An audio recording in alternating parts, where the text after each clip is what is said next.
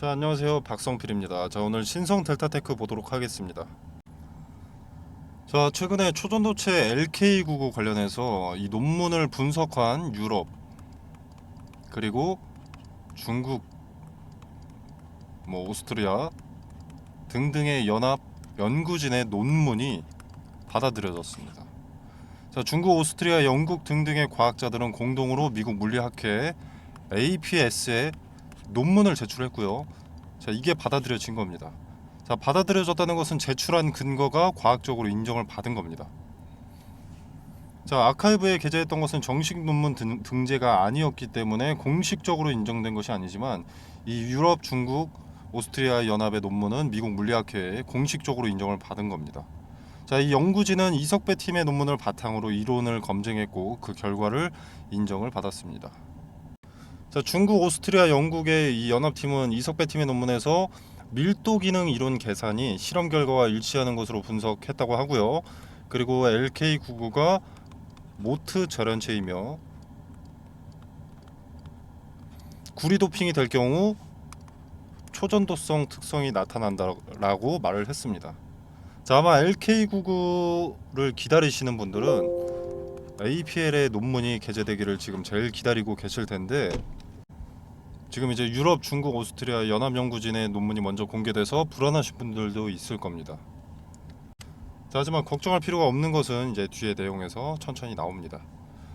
자, 그리고 지금 인터넷에 어떤 분이 김현탁 교수님과 주고받은 메일을 공개했다라고 하는데, 그 내용을 좀 말씀을 드리면, 일단 김현탁 교수님이 논문이 언제 게재되는지는 정확히는 알 수가 없다.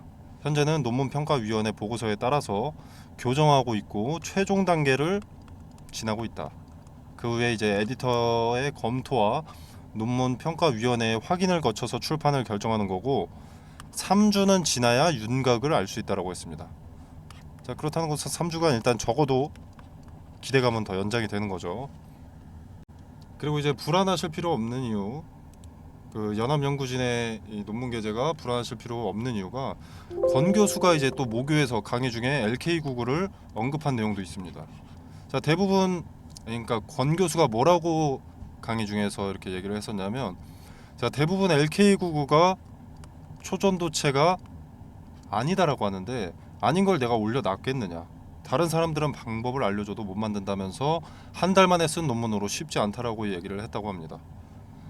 자, 그리고 분석도 오차없이 제대로 해야 되고, 엑스레이 분석도 제대로 해야 되고, 합성도 제대로 할 줄 알아야 한다. 조만간 진짜라는 걸 보여주겠다라고 말을 했다라고 합니다. 자, 이전에도 말한 부분이지만 네이처나 사이언스지가 논문 길이를 제한하기 때문에 줄여서 반만 썼다라고 했습니다.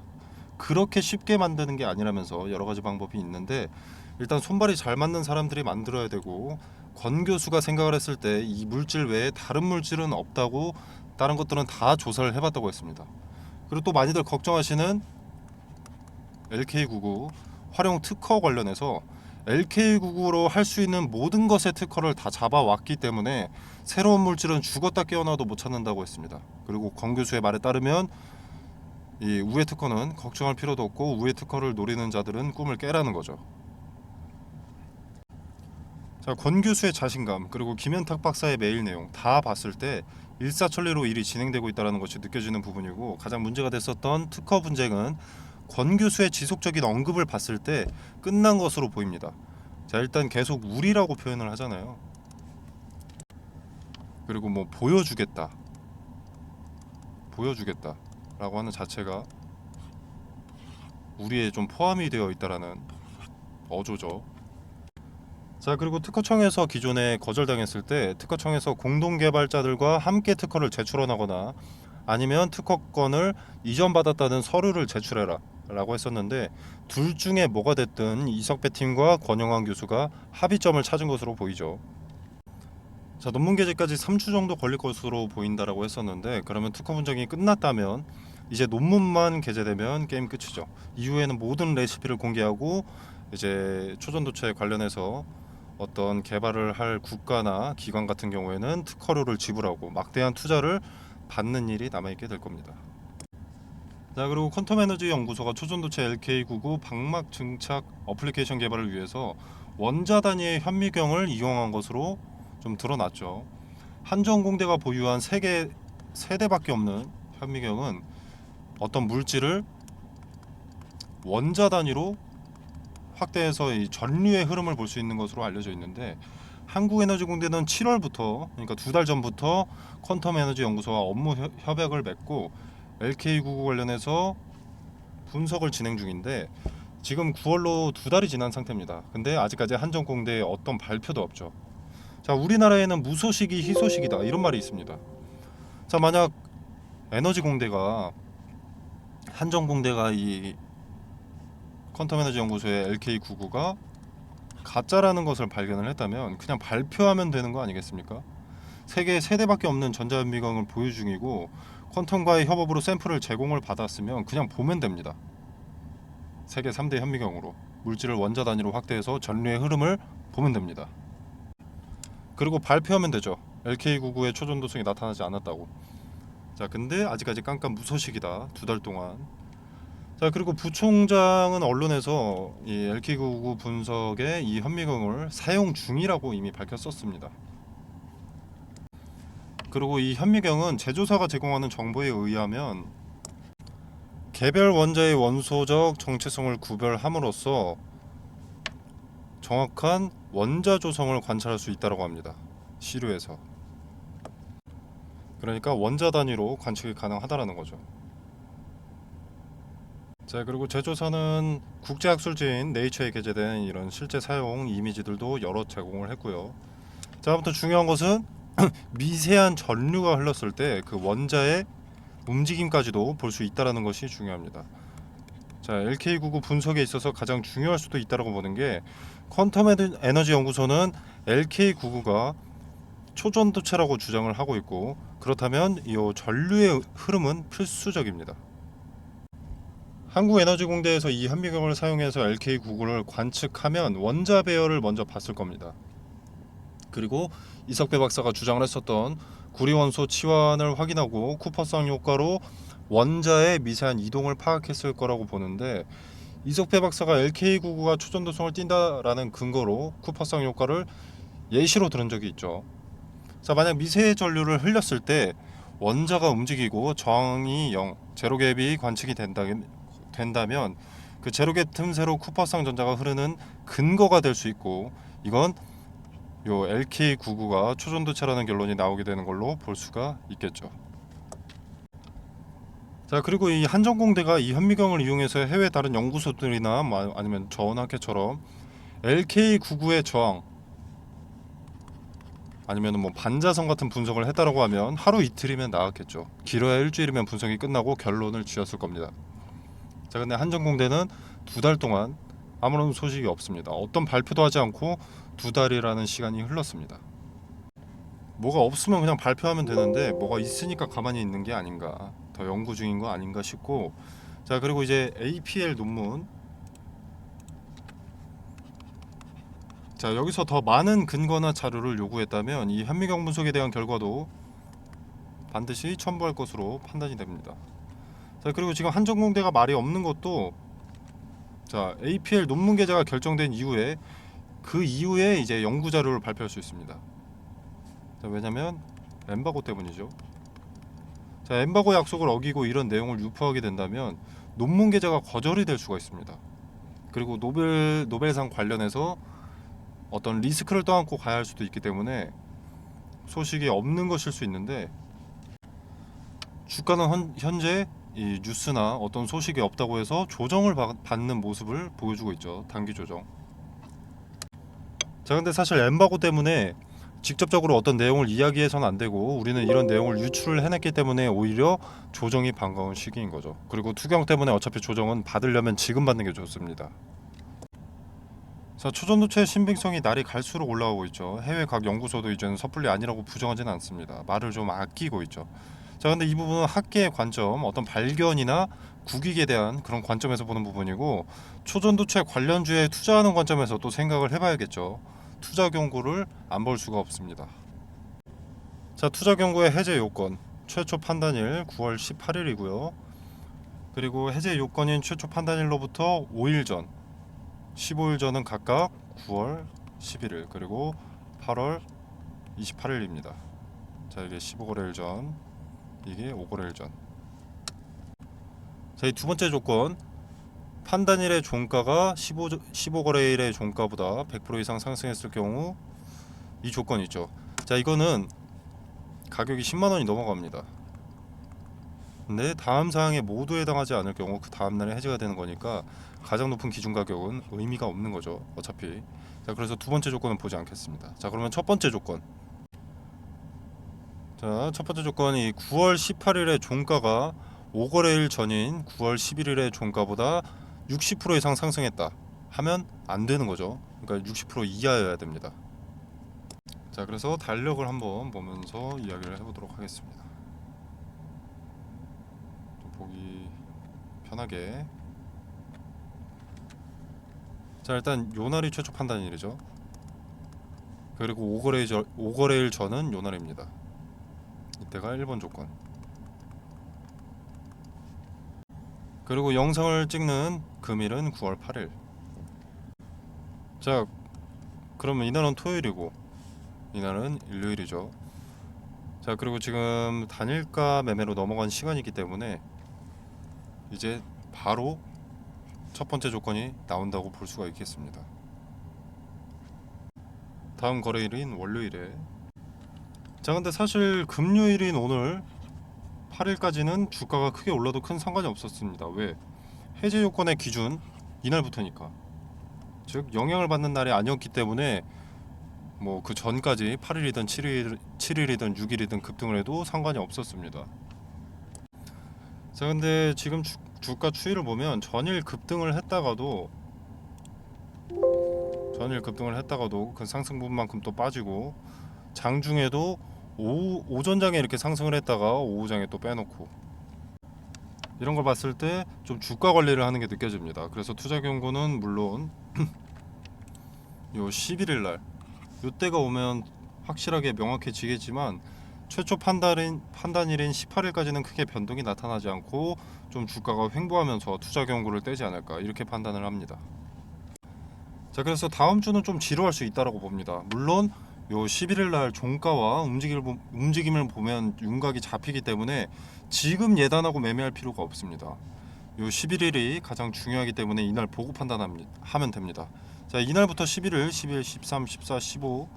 자, 이때까지는 계속 하루하루 힌트가 제공이 되는 겁니다.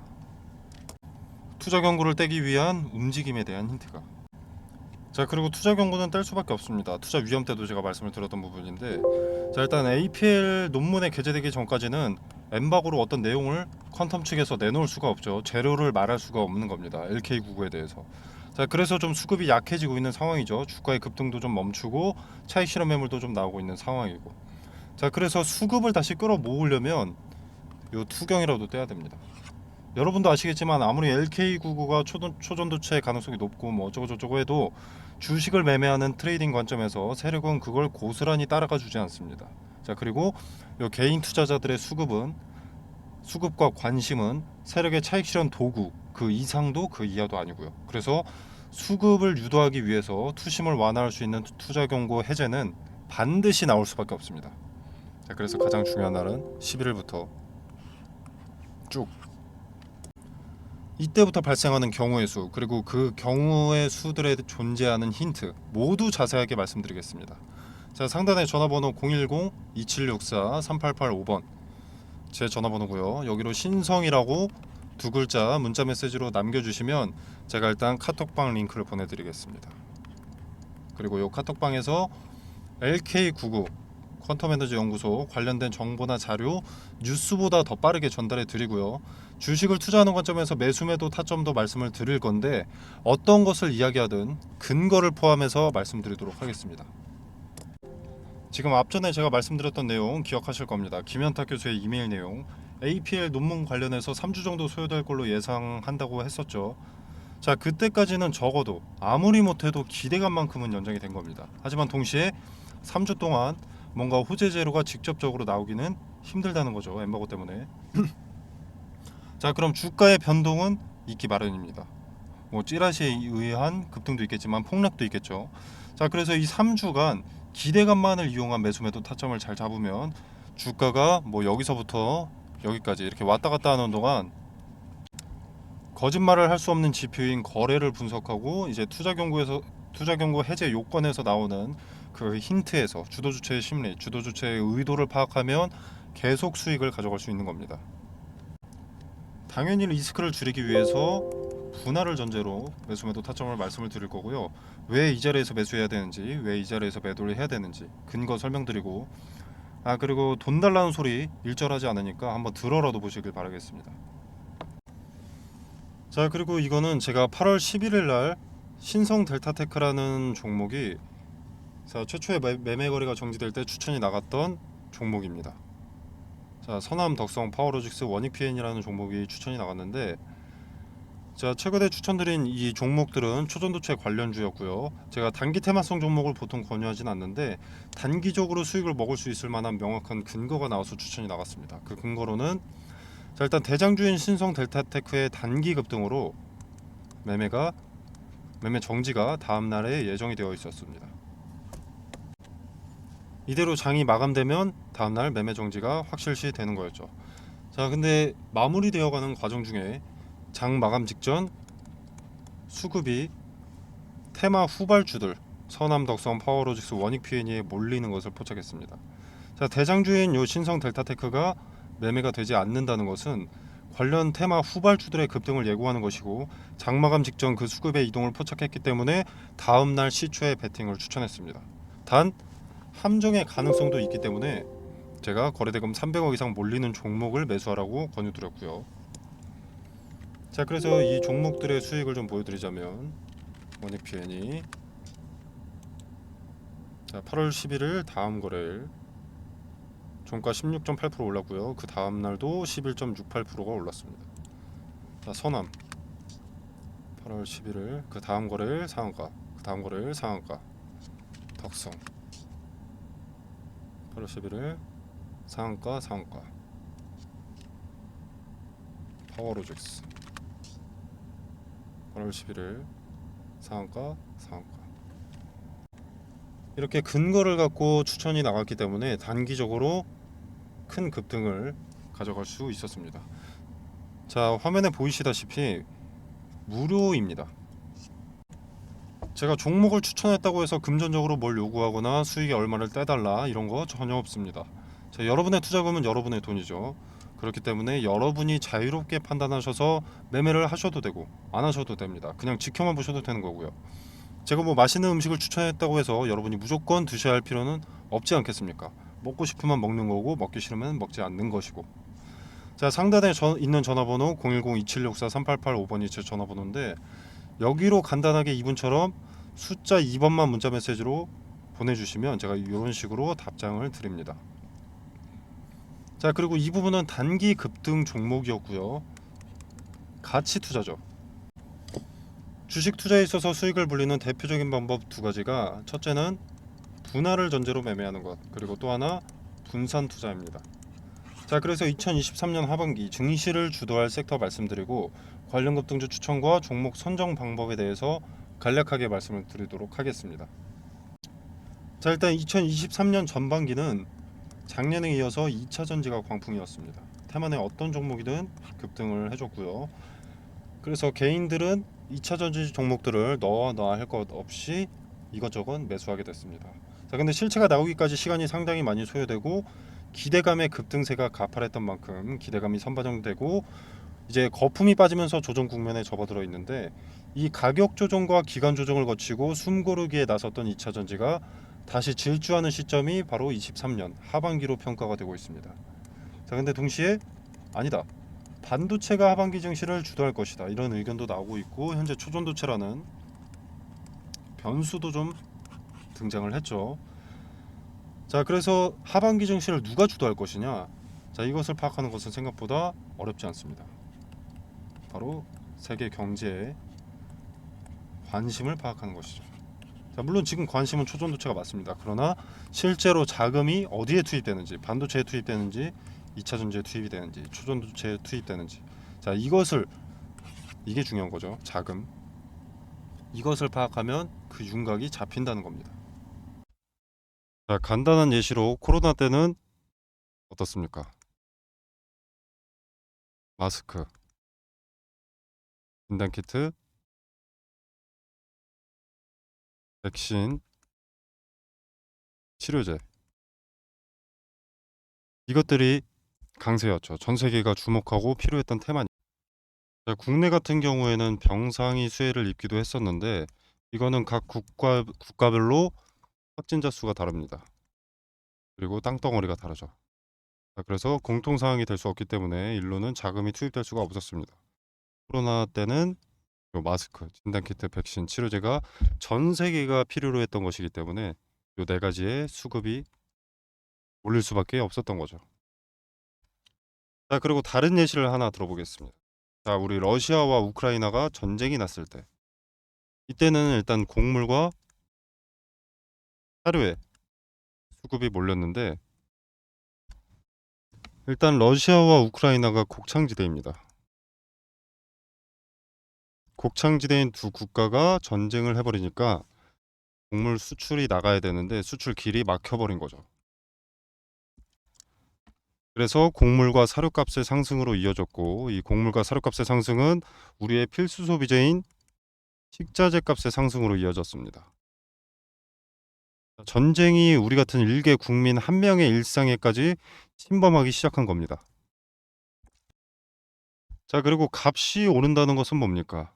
관련 수혜주의 이익이 증가한다는 것이죠. 자, 예를 들어서 수혜주가 A라는 상품을 기존에 100원에 팔았다.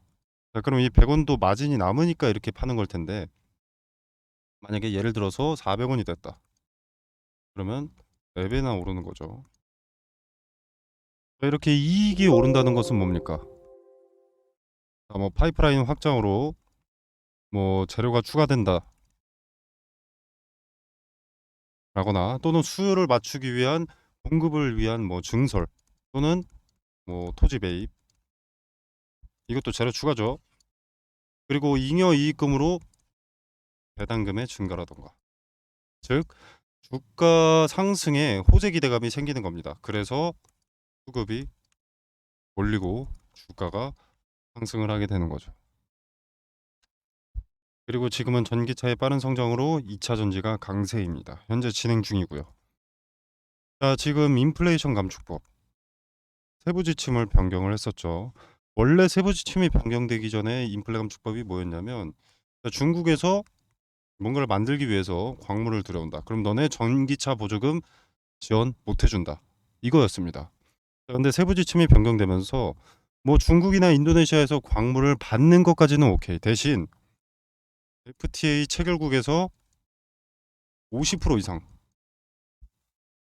가공을 해라. 그래야만 전기차 보조금 혜택을 지원해 줄 수가 있다. 이렇게 세부 지침을 변경한 겁니다. 자, 그래서 지금 수면 위로 떠오른 것들이 바로 원자재 가공 기업들이죠. 대표적인 수혜주이기 때문에. 자, 그래서 2차 전지의 구성을 일단 보면 대표적으로 양극재, 음극재, 전해질, 정박, 분리막 뭐 이렇게 있습니다. 자, 근데 양극재라던가 요 전해질 같은 경우에는 이미 많은 폭등을 했죠. 그리고 언론의 수혜 기업들이 노출이 되어 있습니다. 이미.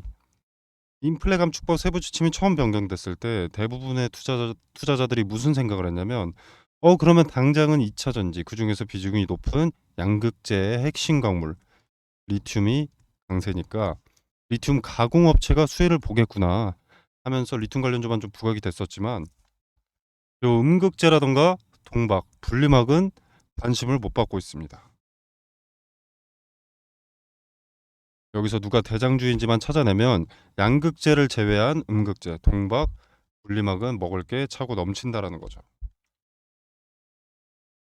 2차 전지는 양극재만 있다고 되는 것이 아니기 때문에 인플레 감축법에 뒤늦게라도 수혜를 보게 된다라는 겁니다.